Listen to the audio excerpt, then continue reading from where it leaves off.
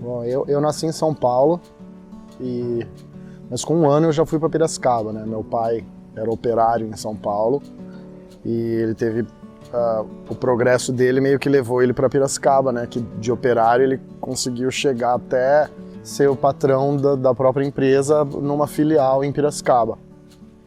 Então eu fui para Piracicaba com 1 ano muito cedo e morei lá durante 16, né? Então eu posso dizer que eu sou mais piracicabana do que de São Paulo, justamente por isso, né? Acho que foi o lugar onde mais me educou, assim, né? Foi o interior.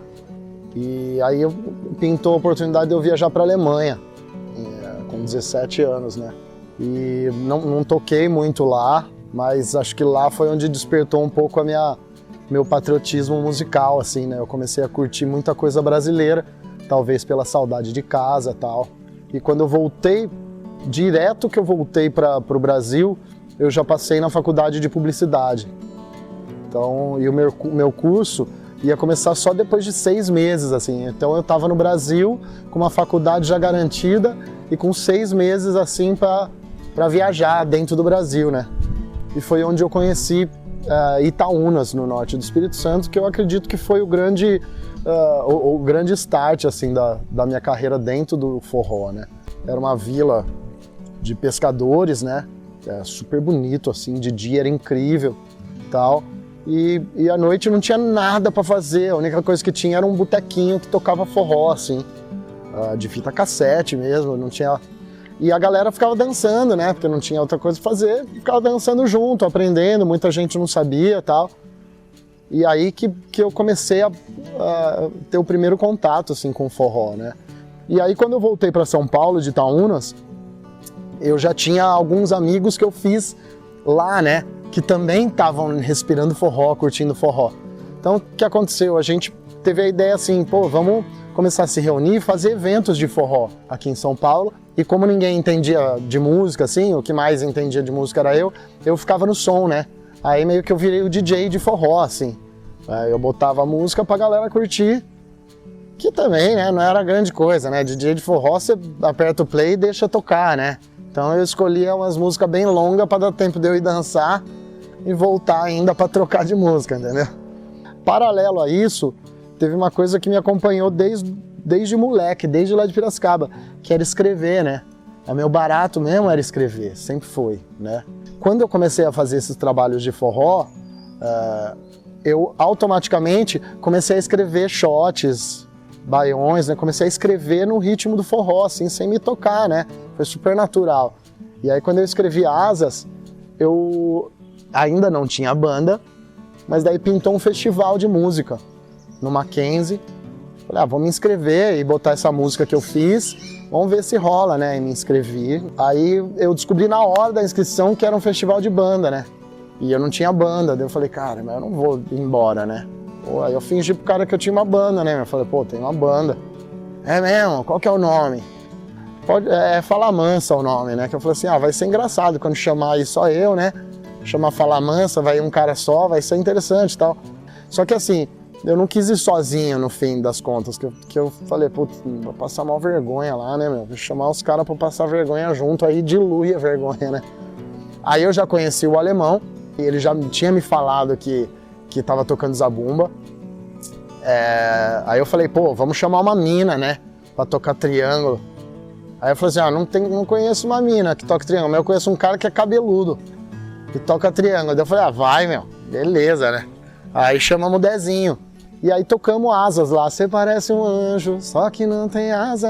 Fizemos som, cada um foi pra sua casa, eu voltei pra aula, né?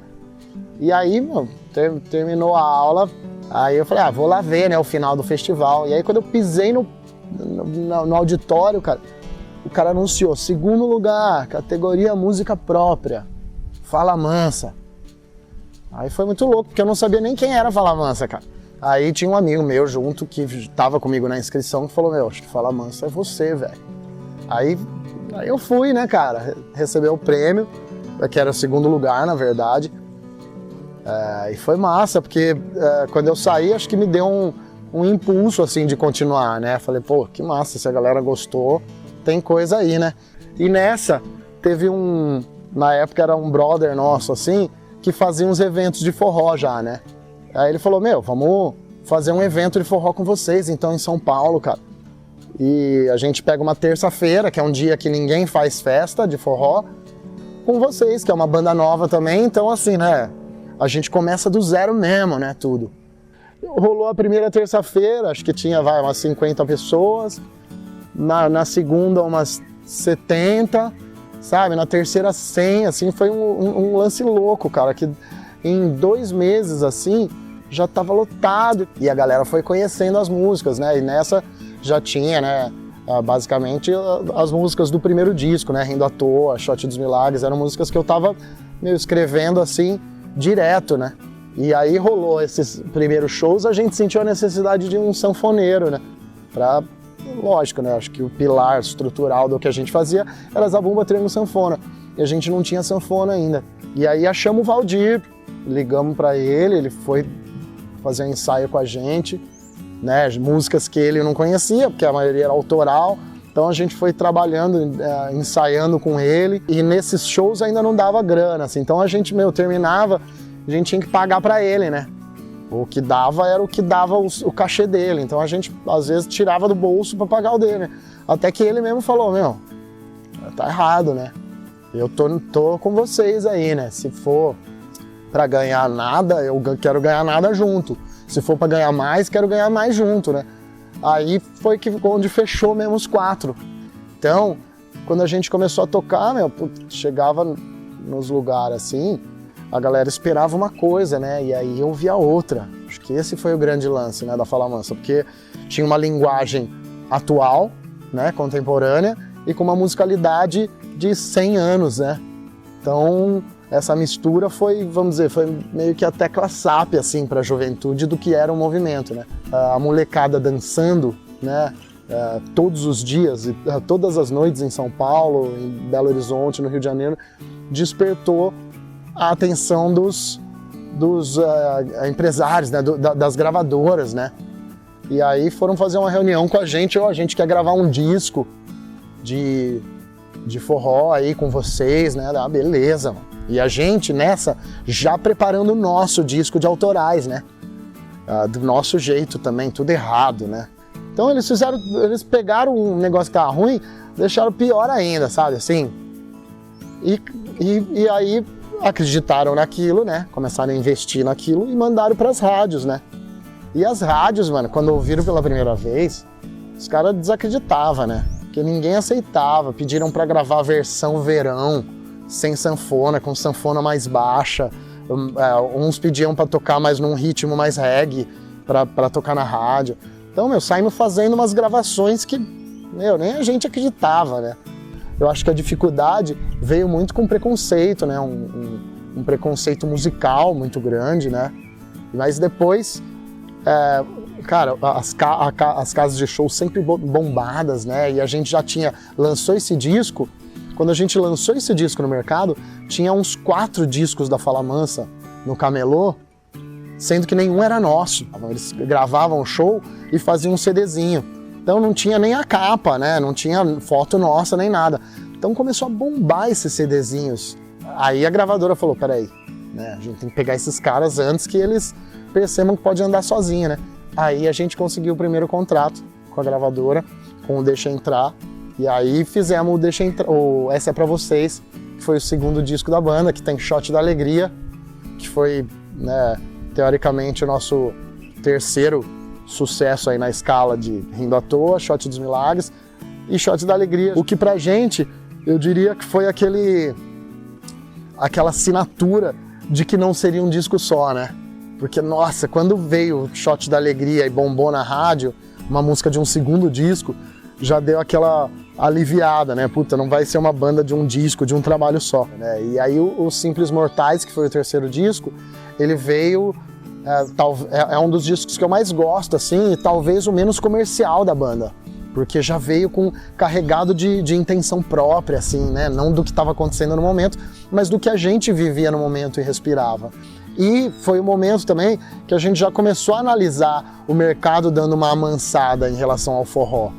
Então, já foi uma intenção nossa também de começar a tirar o pezinho dessa coisa de que era um defensor de um estilo, né? Porque a Fala Mansa não é um defensor de um estilo. A Fala Mansa era um defensor da palavra do bem. Coincidentemente foi com forró. Então, assim, uma feliz coincidência, né? E é claro, tem gente, quem ligava só pro movimento e tal, vai parando de curtir. Foi mais um momento de escolha da banda, né? Nessa época rolou o MTV ao vivo com a Fala Mansa, que talvez tenha sido o maior furo de bloqueio musical da história do nosso país, né, cara? E a partir daí os discos que vieram meio que buscando isso, né? Teve Um Dia Perfeito, que já foi um disco mais leve, assim, porque a gente tinha vindo de Simples Mortais, que era um disco mais pensante, né? Então veio Um Dia Perfeito, que é um disco mais leve. Depois, quando deu 10 anos de banda, a gente já começou a entender a Fala Mansa mais como uma banda de mensagem. Então já vieram projetos ambientais dentro do trabalho, né? Com os 10 anos de Fala Mansa, imagina uma banda de forró, de moleque, com 10 anos bombando, fazer músicas chamada Lixo no Lixo, usar o cenário todo com garrafa PET, era um negócio que, meu... Então, isso foi criando pra gente uma cara, né, muito forte, que aí com os discos que vieram, né, a gente fez o disco do Luiz Gonzaga, veio o centenário de Luiz Gonzaga, que foi um trabalho, pra mim, um dos mais bonitos, assim, que a gente tem, cara. E aí veio o Amigo Velho, que voltou com a essência da Fala Mansa, assim, do que a gente falava, das palavras em si. E foi o disco que deu Grammy, né, cara? Que aí é como se alguém falasse, velho, vai nessa aí, cara. Vai nessa aí que tá certo, né? Isso foi em 2014. Daí depois de Amigo Velho veio o Lá da Alma, que aí o Lá da Alma veio como aquele disco, então a gente pode ser isso mesmo. A gente pode ser o que a gente sempre quis, então vamos lá, Lá da Alma, que é um disco, cara, que ele é muito mensagem, assim, ele é mensagem do começo ao fim, né? Então a Fala Mansa passou a ser uma banda de autoajuda quase, né? Nesse processo todo. E aí Lá da Alma veio como um disco que eu vejo Lá da Alma como uma bula, cara, uma bula de remédio. Você acha ali em Lá da Alma a resposta para qualquer problema interior, qualquer problema psicológico, tá tudo ali, entendeu? E isso, claro, fazendo um disco desse, você começa daí a receber a resposta de quem realmente te compreendeu, né? E tá te compreendendo.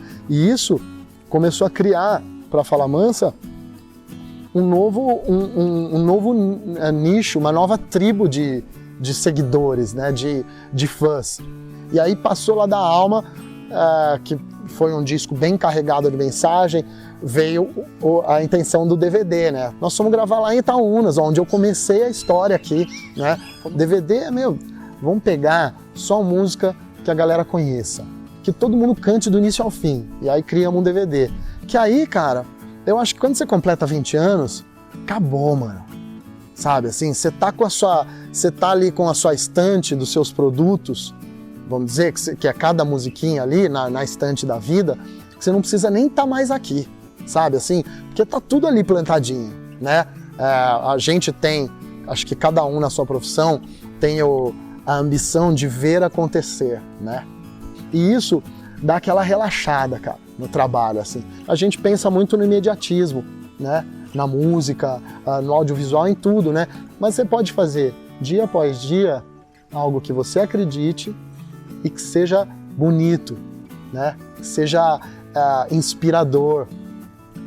Extrai o que vem da sua mente. Às vezes pode ser a coisa mais louca hoje.